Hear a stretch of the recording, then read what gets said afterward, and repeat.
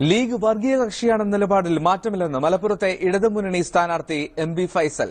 Malappuram press ക്ലബിന്റെ മുഖാമുഖം പരിപാടിയിൽ ഫൈസൽ ലീഗിനെ വെള്ളപൂശിയവരായി BJP general secretary K Surendran ആരോപിച്ചിരുന്നു. കൊണ്ടാട്ടിയിൽ തെരഞ്ഞെടുപ്പ് പ്രചരണത്തിനിടെ മനോരമ ന്യൂസിനോട് പ്രതികരിക്കുകയായിരുന്നു സ്ഥാനാർത്ഥി. ചീക്കോട് പഞ്ചായത്തിൽ നിന്നും പരതക്കാട്ടെ സ്വീകരണ യോഗത്തിലെത്തുമ്പോൾ സമയം വൈകിട്ട് 5 മണി. മുഷ്ടി ചുരുട്ടി മുദ്രാവാക്യം വിളിച്ച് സഖാക്കൾ സ്ഥാനാർത്ഥിയെ അഭിവാദ്യം ചെയ്തു.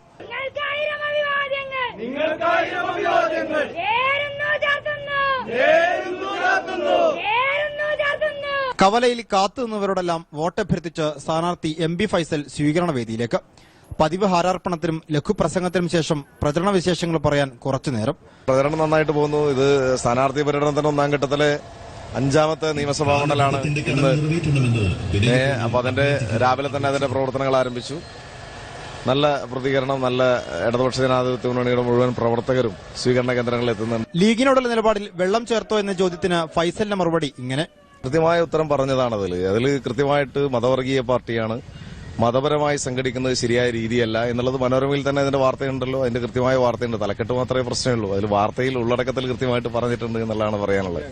ലീഗ് വർഗീയ പാർട്ടിയാണോന്ന ചോദ്യത്തിന് ഫൈസൽ വ്യക്തമായ മറുപടി നൽകിയില്ലെന്ന് ആരോപിച്ച് ബിജെപി നേതാവ് കെ സുരേന്ദ്രൻ രംഗത്തെത്തിയിരുന്നു. ആരോപണങ്ങളെ അതിജീവിച്ച് ആത്മവിശ്വാസം ഇരട്ടിച്ചതായും ഫൈസൽ പറഞ്ഞു. മനോരമ ന്യൂസ്, മലപ്പുറം.